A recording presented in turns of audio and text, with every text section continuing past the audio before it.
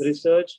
It might be used in robotics in terms of treatment. So we had a couple of case studies where we had to detect the internal bleeding. Okay, so someone, whenever he meets up with the accident and there is internal bleeding happening, and so you had to identify that. So such kind of things where AI has been extensively used in nowadays. Whenever you Kaggle, like there is a current competition which is going on where you have the X-ray images which are being taken from the COVID patients, and using that you have to identify which is a normal X-ray where there is a pneumonia, and then which is the X-ray which belongs to a COVID patient. So using computer visions, you would be able to do that. And this is one of the Kaggle competition, which is for, I think it's $100,000. So you can just look into that particular thing. I don't know the exact pricing amount, but I just saw that it's just 100.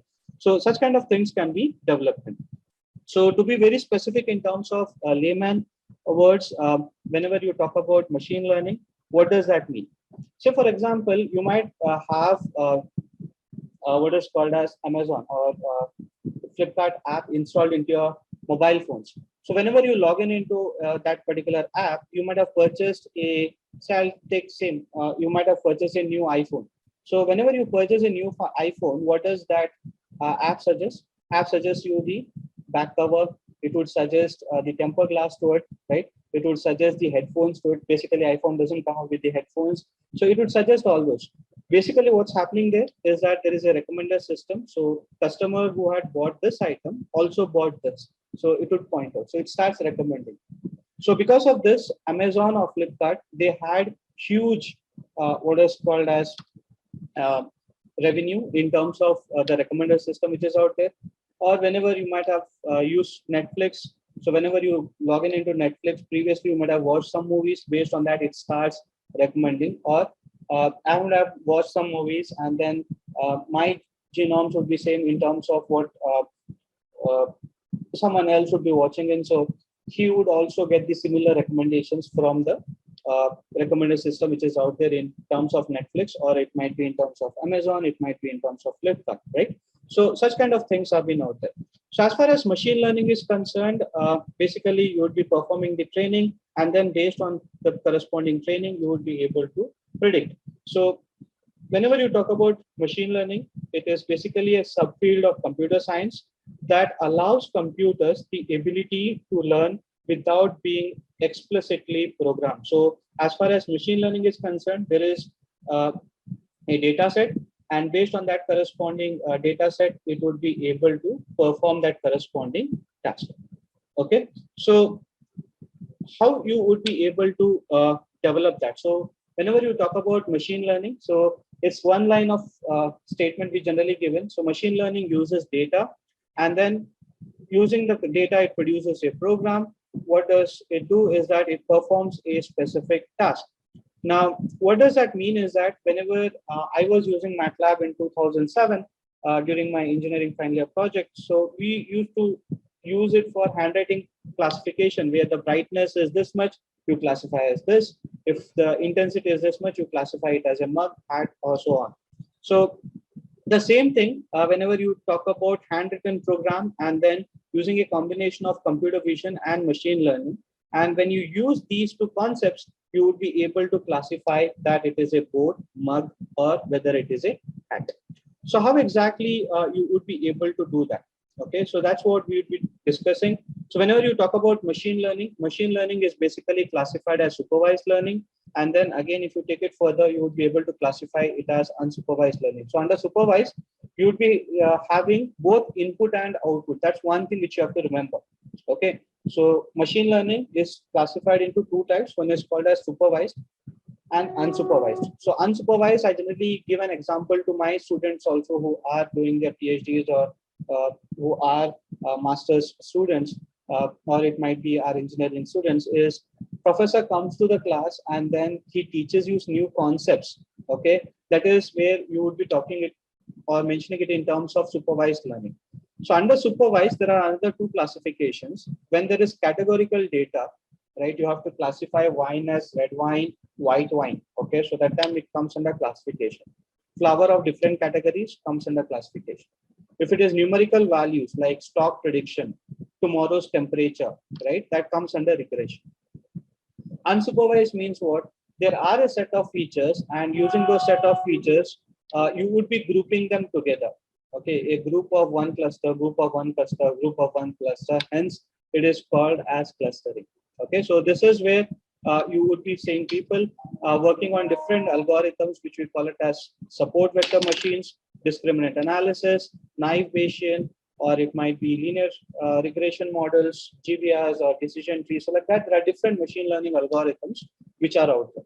So how exactly you would be able to use it? So let's go ahead and discuss on that also. So what I'll do is that I'll again come back here, and let me just press escape and close the ground truth labeler. Okay, and let me just come here.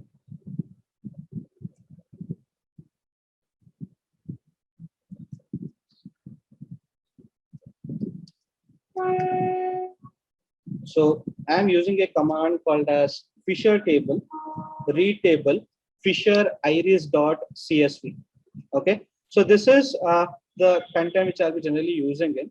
So what I'd be trying to do is that imagine you want to identify objects or different kinds of things here. So let me just show you what I'll be doing in.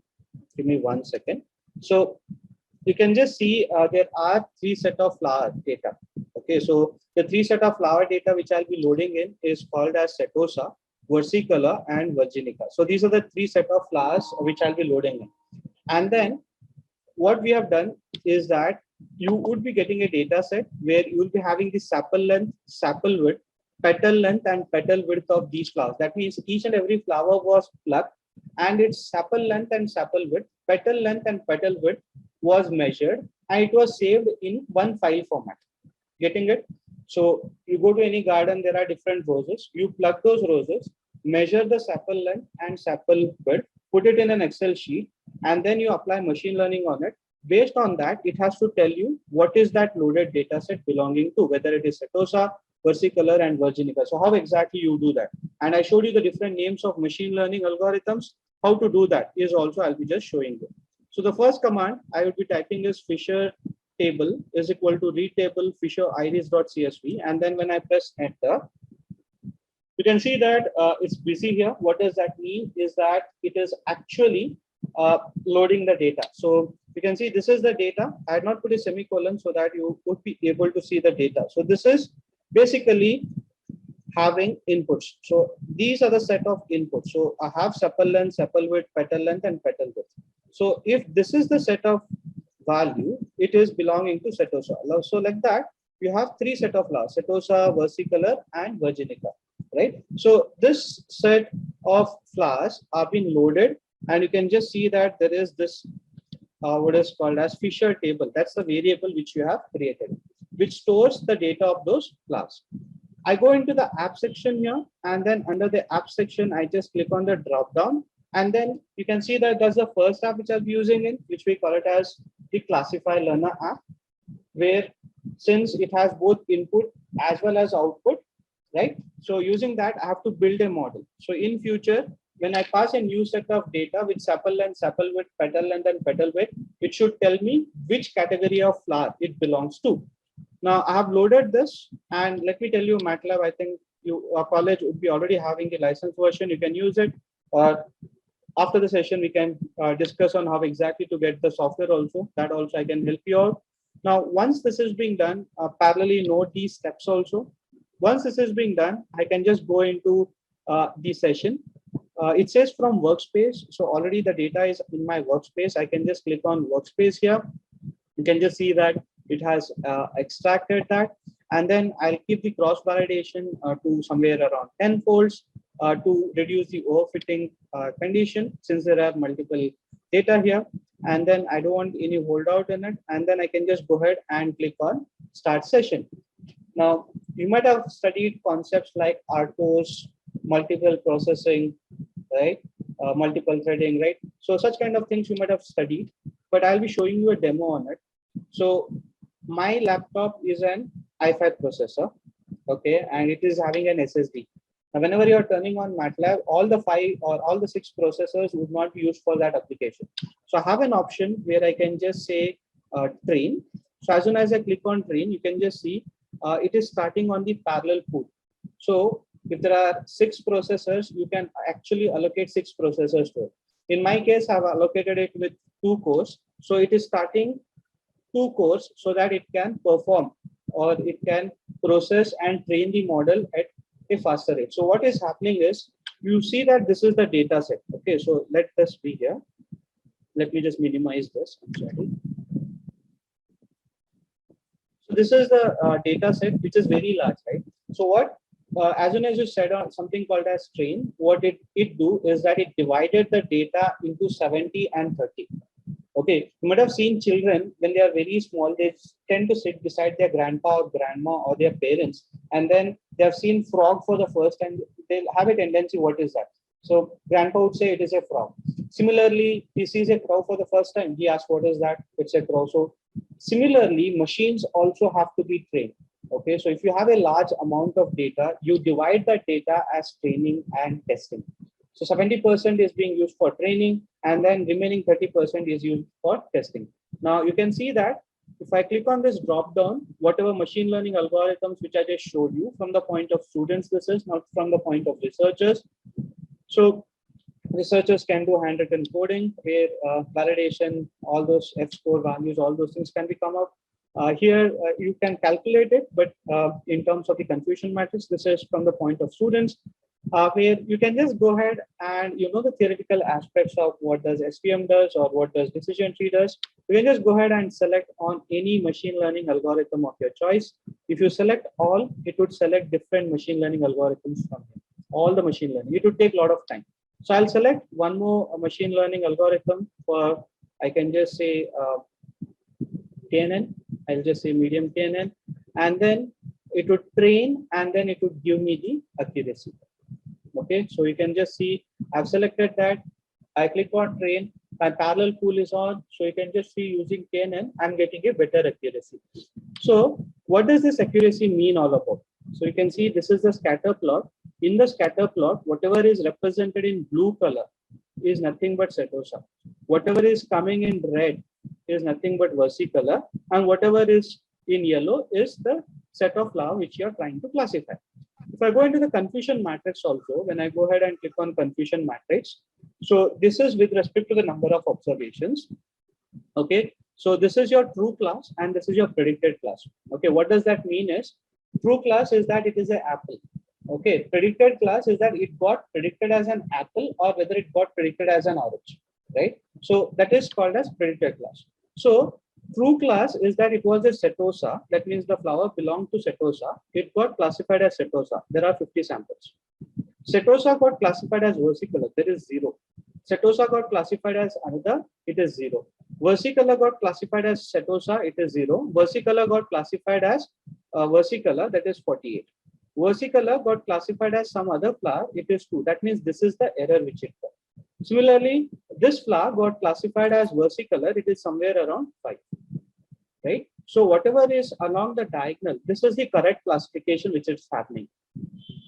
Okay. So when you have a model which is giving you 95% accuracy, so when you have a data set in terms of flowers which belongs to these 3 categories, right? Which is your setosa, versicolor, right? So if it is belonging to this particular category, right? So, and when you pass that through that particular model, whatever is developed, you should be able to classify. And then using that particular machine learning algorithm, it would give you an accuracy, that is KNN, it would give you an accuracy of 95.3. Okay. So the decisions which is happening is basically based on this parallel coordinate. So let me not get in depth into it, but anyone who wants to ask about these parallel coordinate, basically this is how the neural network would look like, and then where exactly the classification of whatever data set you have. You also have an option. Okay, I said you need not write any handwritten code, right? So you can just go here and then you just click on this generate option or generate code. So it generates it as a function. So you can see whatever model which we developed, it is generated as a function. Not only that, but you can also generate that as a model. So whatever model you want to generate in, you can just say export model, and then I can just say Dinesh sir.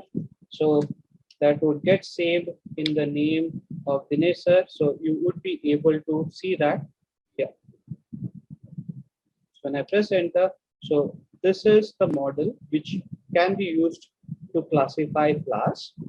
Okay, and then it would be able to predict to which category that particular flower belongs to. So this is with respect to the model which I just wanted to point out. Okay, so whatever we just discussed was that I'll not talk more in terms of feature engineering and various other stuff. So this is with respect to the model, which I thought rather than showing you in terms of PPT, we just use the classifier. So whenever you have data set, you project that particular data set. That is called as data visualization.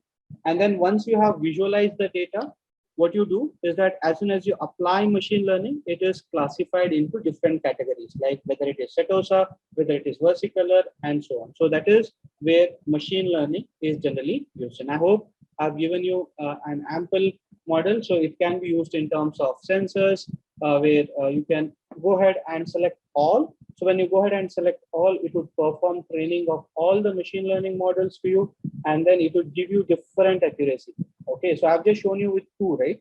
So you can do it with multiple trainings, and then whichever gives you the highest accuracy, you can export that model, check for the confusion matrix, and based on those confusion matrix analysis, you can select the right machine learning algorithm. So the question arises, which machine learning algorithm is best? So best machine learning algorithm is basically based on your data set, whichever gives you the highest accuracy, and then based on the validation of whatever F-score values, different metrics are there. So based on that, you as a data scientist predict that this is the right model for my specific application. Okay, so where we had used flower data to classify.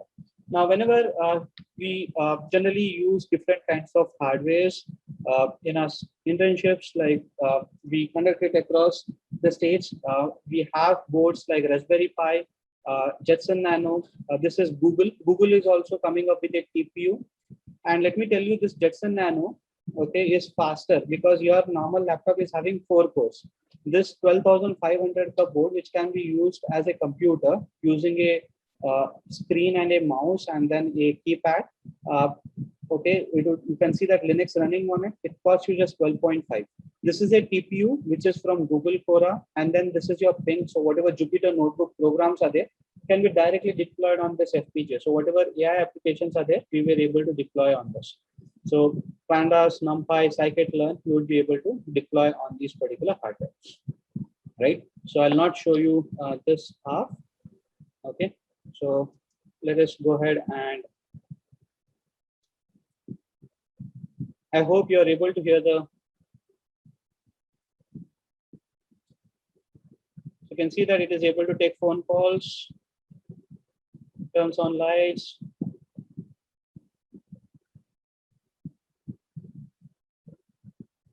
Tells you the location. It could be communicating with satellites.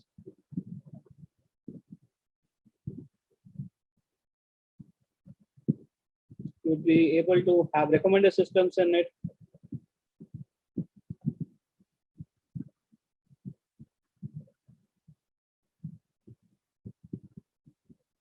So it would be able to play different music of your choice.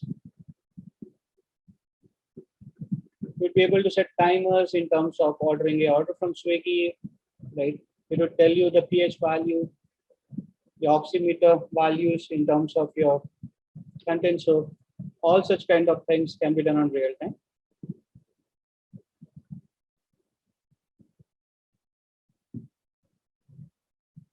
So underwater also you'd be able to track distance. You can accept challenges between different friends who are out there, right? So such kind of real-time applications can be built up. So it can act as a live map and tells you the direction in which you would be able to do it. It also captures your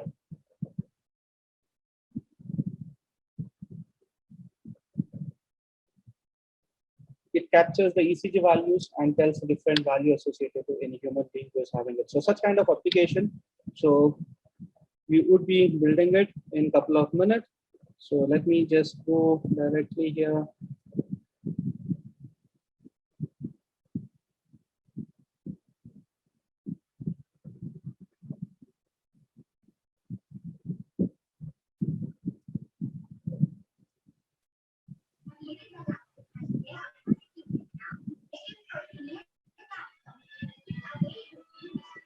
So let me just close this.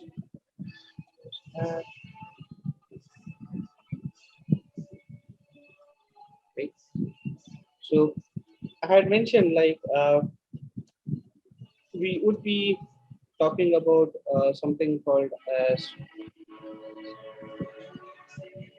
ImageNet. So give me 1 minute.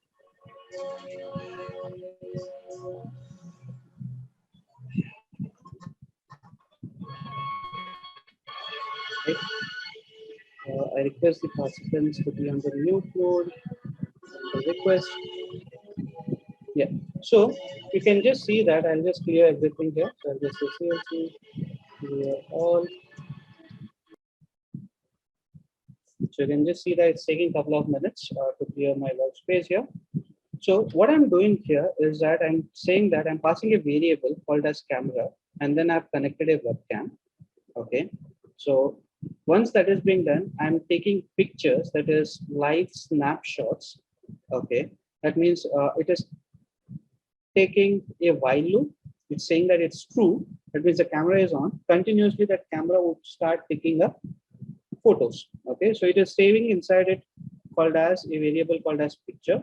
You would resize that, and then you have to label those pictures, stating that whether it's a laptop, it's a mouse, whether it's a orange, it's a apple. So such kind of applications in real time you're trying to build it, right? So how exactly this model could give you the output? I just wanted to point out that. So you are saying that label that as picture, give a name to that corresponding title of it. So to run this, I just go into the editor here, and I can just come here first and then say webcam list.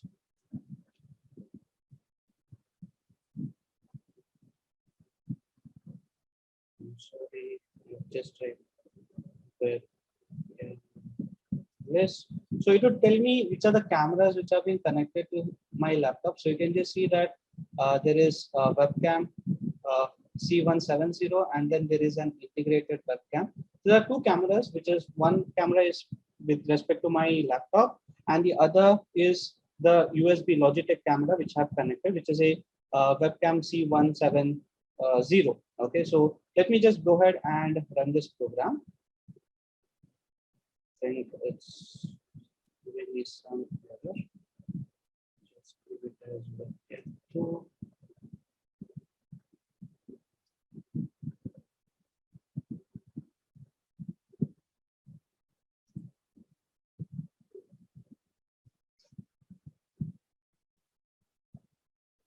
Okay, so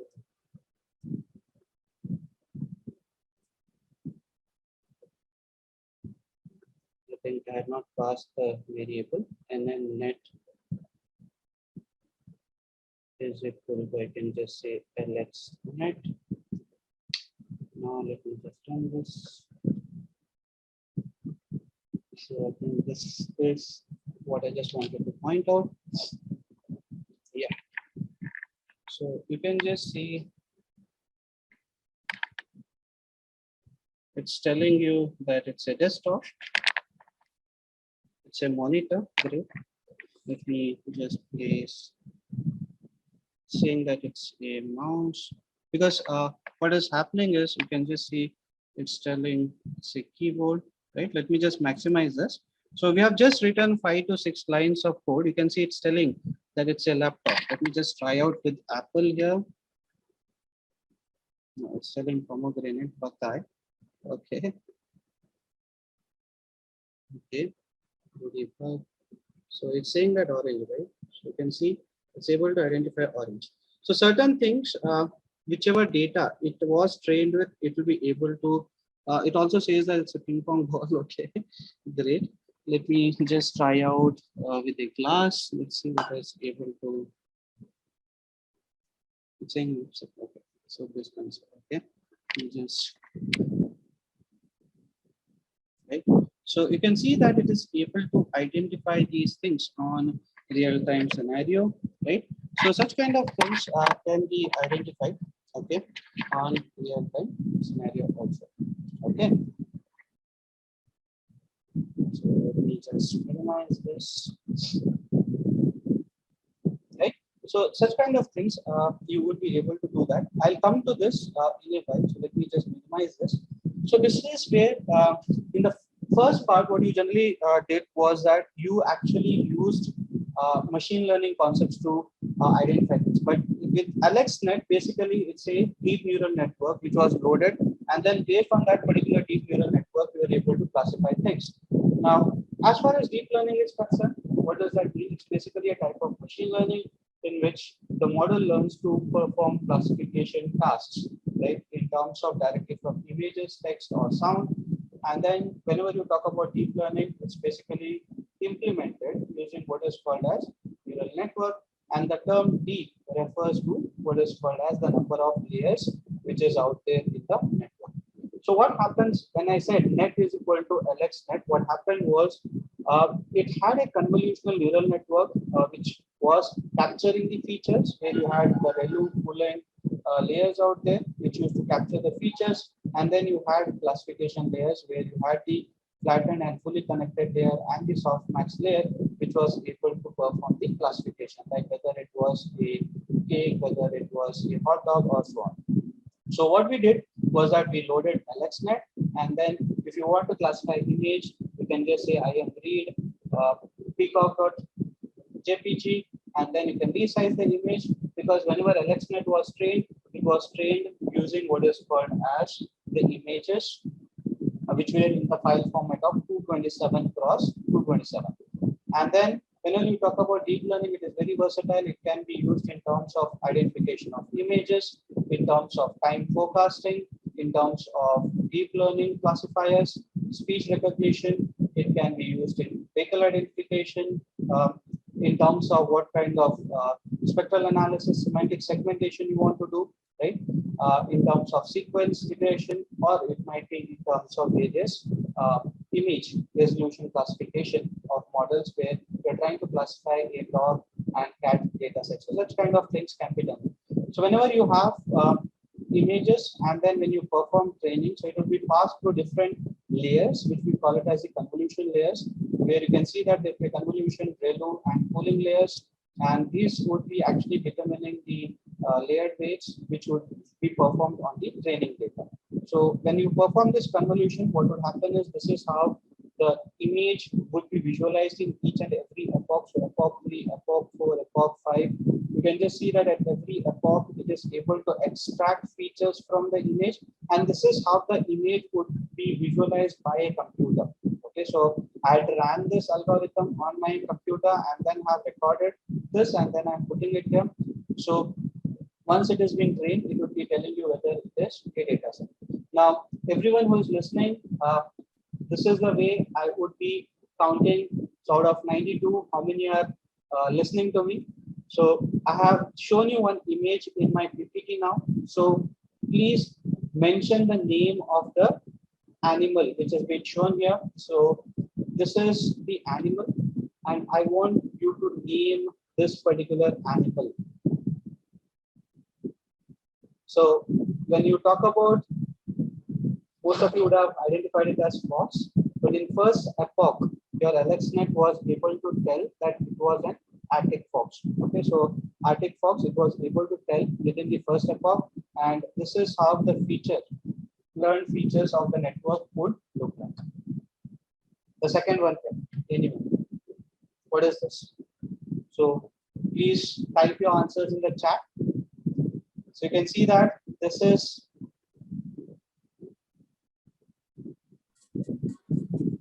please type your answers in the chat.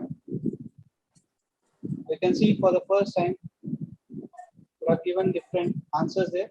So it's a flamingo, and at epoch 1, it is able to identify that, and then you would be able to see the features. So like this, you would be able to identify things on a real-time scenario. Okay, so you can perform that with two types. One we call it as deep neural network from scratch, and the other is called as transfer learning. So already there is a network like LXNet you can take, and then based on your data set, like I want to classify what is called as flowers of my category, or I want to classify different data sets of my category, you can go ahead and do that. That's where we call the concept of transfer learning. Okay, where the number of data required would be very less because you would be using a pre-trained network, and then you would just go ahead and change the classes there. And how to do that, we'll just show you in another couple of minutes. So you would require images which is somewhere around hundreds of thousands of data. Normal laptop is ideal. It would take time like somewhere around 60 seconds, and then the accuracy would be higher. As far as deep neural network is concerned, it would require somewhere around thousands of millions of labeled images, and then using those images, you would be able to build the model from scratch. Okay, so what are the different pre-trained network? You wrote a command, right? Net is equal to LXNet. You can just write net is equal to VGGNet, net is equal to VGG19. I think Canara Bank had approached us to develop an app where we wanted to classify signatures. So using a camera, the way we did it live, right? So we have done like mango disease classification. We have done like pedestrian detection for ADAS application. We have written handwritten code for mango diseases leaf identification. So such kind of applications you can build in. And then we had Aloft Hotel International where the rooms, whether the rooms are perfectly clean or not. So using a camera, they actually, which is placed on your mobile phone, take photos and then send it to a specific location. You need to tell whether it is perfectly clean or not. So such kind of things can be done in using the different networks, which you as students or researchers can use it by just writing one line of code in your program. So leverage the best networks which are being developed by top researchers. You would also be able to have different reference models, and then based on those reference models, you would be able to develop different applications of them.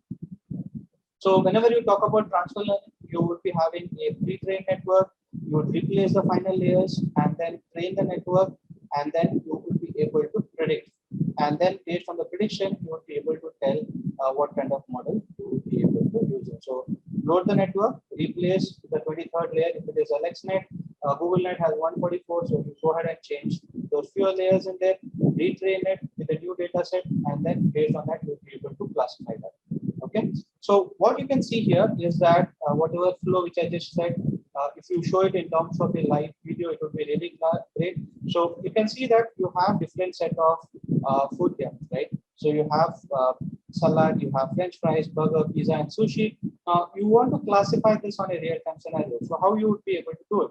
Now, I said transfer learning. So basically, there are 5 categories now. So AlexNet, whenever you talk about AlexNet, you can see that it is being trained with somewhere around 1,000 images, right? So whenever you talk about AlexNet, it is being trained with somewhere around 1,000 classes, right?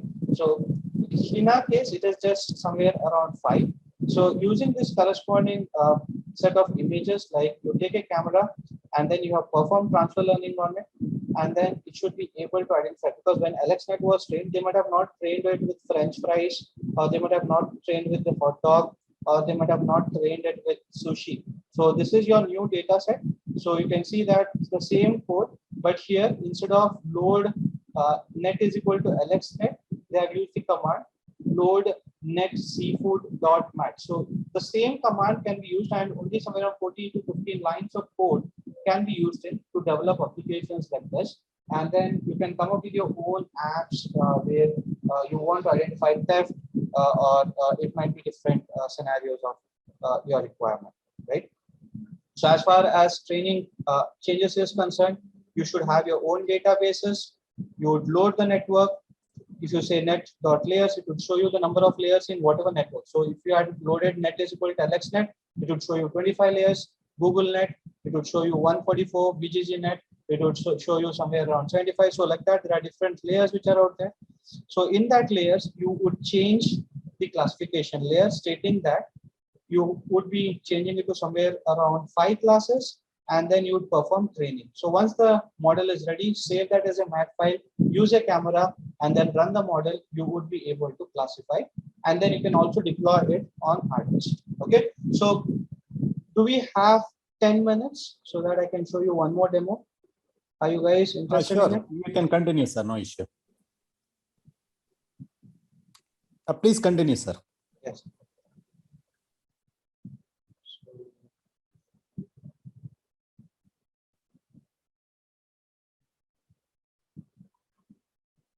So, 1 minute.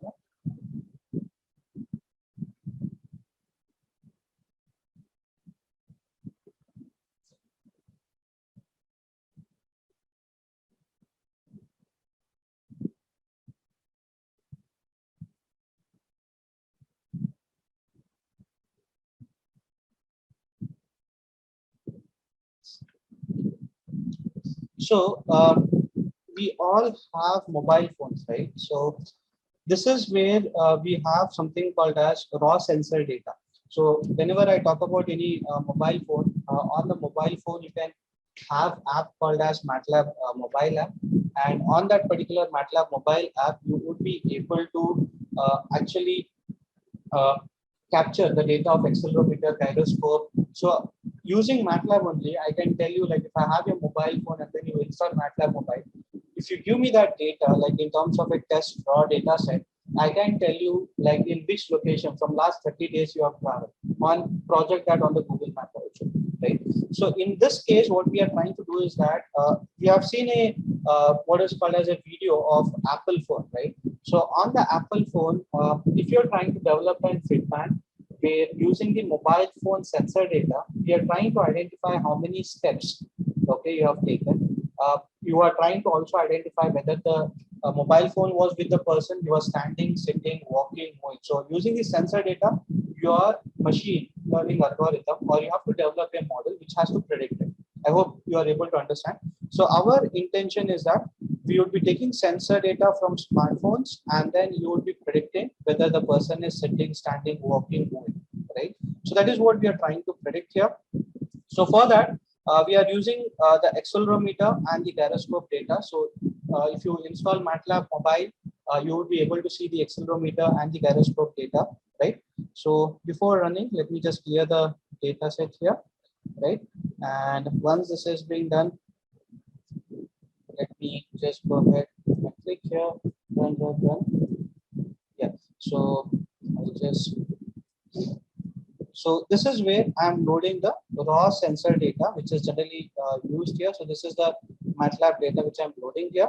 So you can see that the gyroscope and the different data set. Now, if you want to see that, you can just go here and then go into plots, and then you can just say plot. So this is how your mobile ka sensor data you could be able to do it. So there are different websites also. So UCI is one of the websites. I'll show you where exactly you'll be able to get it. If you want your own mobile ka sensor data, also I'll show you. So if you go here into add-ons, and then if you go here, there is something called as get hardware support package, and you download the Android app application, and then you will be able to capture your data. Or else you can just go to UCIR and then save that in the workspace and run this code. Now, once this is being done, if I want to visualize this corresponding code, I can just go here and then run this. Now, both your accelerometer data, gyroscope data, you are visualizing that in terms of a graph here. So whatever is in yellow here, okay, whatever is in yellow, that basically indicates that it is climbing. Whatever is green here, it is basically walking. So you are having your mobile phone with you, and then you are walking, and then your climbing stairs. Both look similar. So the variation in the sensor is similar. Okay, the same thing you would be also be able to see that when the person is having mobile phone and then he is lying down on the ground, you can see that it is this which has been represented in blue color. You also have data set which is in terms of standing. You also have data set in terms of sitting. So when you have data sets like this is basically the live data which you have captured, and then you're projecting it in terms of a graph. But you have to develop a model from this which can predict whether the person is standing, sitting, climbing, or walking. Getting it? So that is our intention. So let me just close this.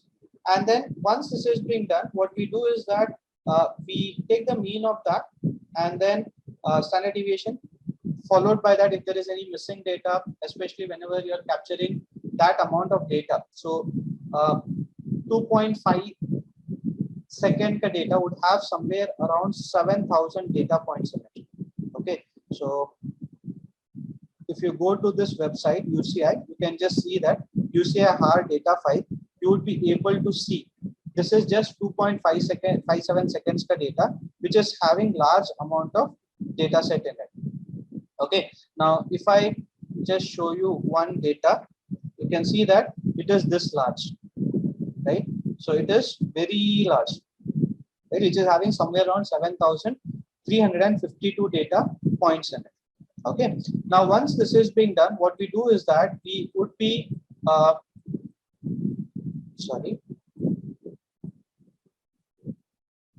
we would be loading our classifier learner app, the same app which we had used in. Now we had used it for the CSV, that's the flower data. Now what we are doing is that we are trying to develop a Fitband kind of application. I can just go here from workspace, the same workflow. Now you can just see from input.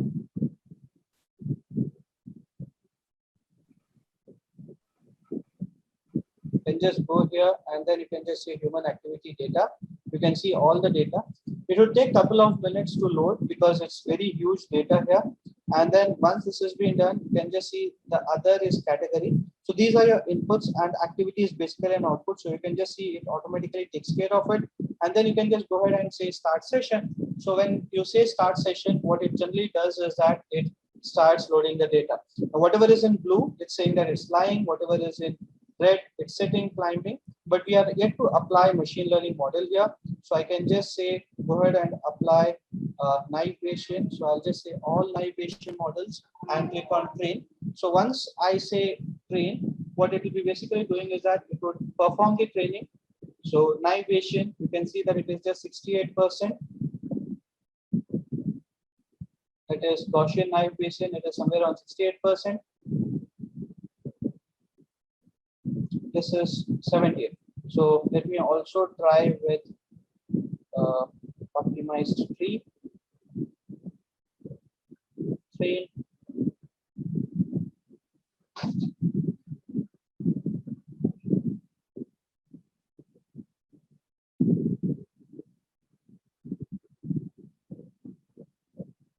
So you can see that in this particular tree model, you are actually able to see the classification error plot also. Okay, so I've shown you the accuracy. So you as a person, you would be having the complete flexibility of choosing which kind of model you generally wanted. So here, what it is doing is that it is trying to optimize using the hyperparameters in it, and then based on the classification error, it is trying to tune and give you the better accuracy. So in the meanwhile, because of time constraint, let me just stop this for a while. Okay, now you can see that the accuracy is somewhere around 82.4. Okay, but this would increase in, but I can just go into the confusion matrix and show you what happens now. So you can see here, using the sensor data, 70% for training, and then remaining 30% was fast. So at that time, it is able to tell lying data as lying, sitting data as sitting, but here there are errors. Person is having mobile phone with him, and then he's sitting, but it got identified as sitting somewhere around 1,180 samples. Sitting got identified as climbing stair, 37.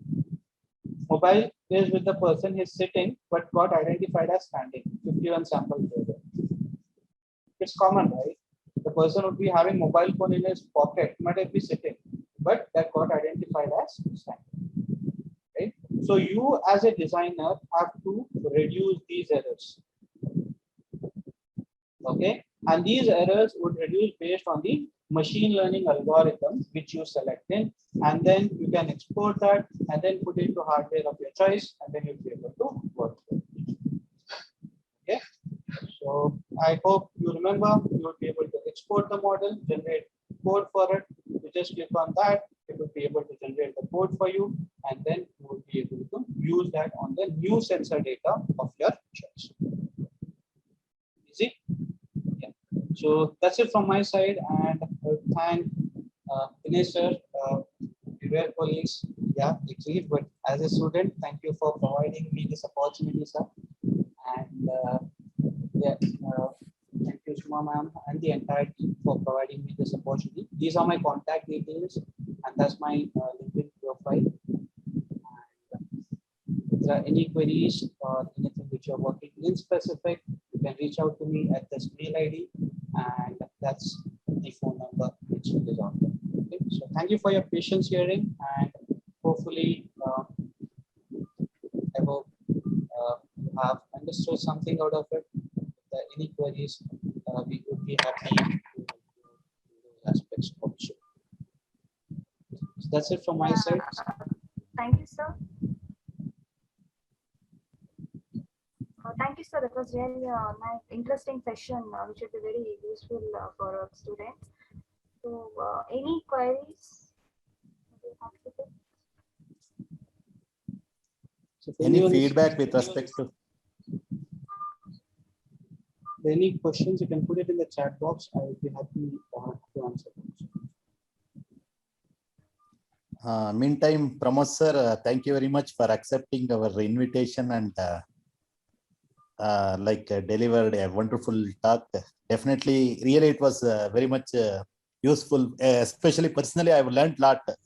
We used to teach in big data analytics, the deep learning and data set. Really, I was not knowing that how to take that data. Let's see, we have to measure that petals, birds, and all. Really, I was not knowing that. I was really benefited from this seminar. Thank you very much for giving chance to us for accommodate you here, sir. Thank you, Pramod sir. Thank you, sir. And also, I want to inform to audience, he is a very good sports person. Okay.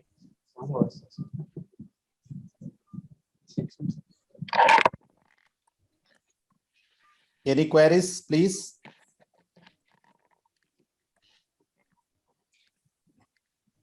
Any queries, please?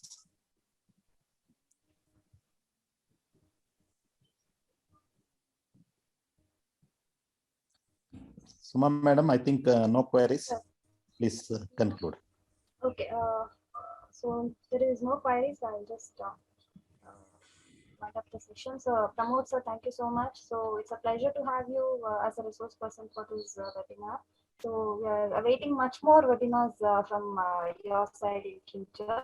Thank you so much, sir. So I would like to thank all the participants for being patient and attending this webinar, and regret the inconvenience that was caused due to technical issues. And special thanks to our HOD Dinesh sir for giving us an opportunity to conduct this webinar. So thanks once again. Thank you all. Thank you, sir. Pramod sir, shall we? Pramod Yes. sir, Yeah, ma'am. Yeah. Shall we sir, end you this have meeting, anything sir? to say? Yeah. So shall I stop it? Yes, sir. Yes, sir. Yeah. Yeah. Thank you, ma'am. Thank you, everyone. See Yeah, you. thank you, sir. Thanks so much.